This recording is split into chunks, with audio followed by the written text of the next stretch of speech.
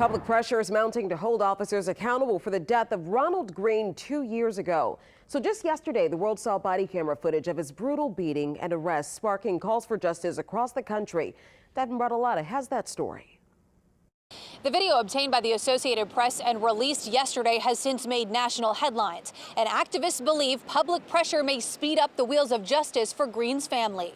I saw this video last year, and I knew that once the public saw it, that it would shine a negative light on what's been happening in state police. Louisiana State Representative Ted James is a member of the Legislative Black Caucus and Urban League of Louisiana, all calling for accountability.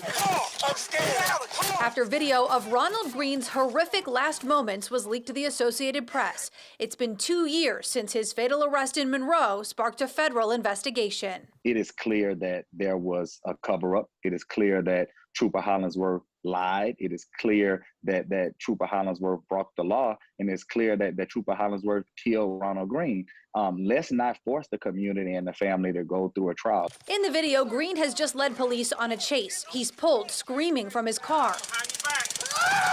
Officers used a taser on Greene and then beat him, leaving him handcuffed and bleeding on the ground. State police originally told Greene's family he died in a car accident. Officials say the federal probe stopped the release of the body camera footage. The entities that are doing the investigation, U.S.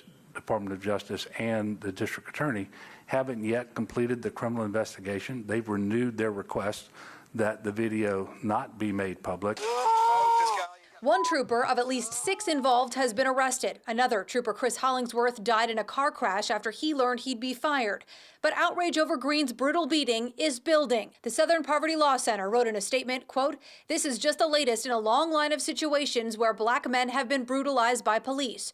We had a reckoning with George Floyd, but it is not enough. We need justice and accountability for Ronald Greene as well." We reached out to state police today for comment. A spokesperson reiterated that release of the video was not authorized and says that it undermines the investigative process. Devin Bartolotta, Eyewitness News.